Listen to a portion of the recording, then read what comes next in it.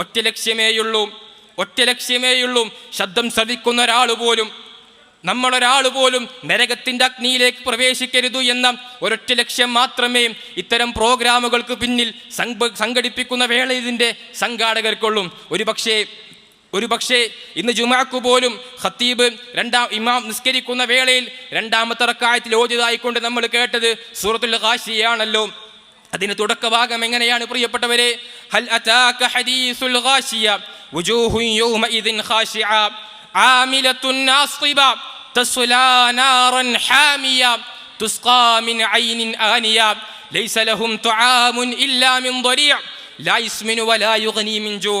പ്രിയപ്പെട്ട സഹോദരങ്ങളെ, എല്ലാ വെള്ളിയാഴ്ചയും ഈ സൂറത്ത് നമ്മൾ കേൾക്കുന്ന വേളയിൽ ഒരിക്കലെങ്കിലും എൻ്റെ ശബ്ദം ശ്രവിക്കുന്നവരെ ഈ സൂറത്തിൻ്റെ അർത്ഥം അറിഞ്ഞുകൊണ്ട് നമ്മൾ ഓതിയിട്ടുണ്ടോ?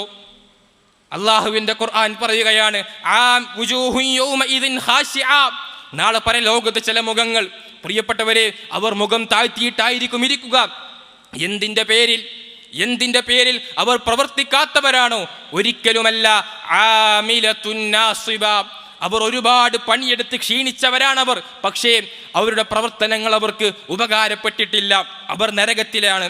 അവർക്ക് നരകത്തിൽ ലഭിക്കുന്ന പാനീയവും അവർക്ക് ലഭിക്കുന്ന ഭക്ഷണവുമാണ് തൊട്ടടുത്ത ആയത്തിൽ പടച്ചറബ് വിശദീകരിക്കുന്നത്. പ്രിയപ്പെട്ടവരെ, നരകത്തിന്റെ ഭയാനകത അതെത്രത്തോളമാണ്?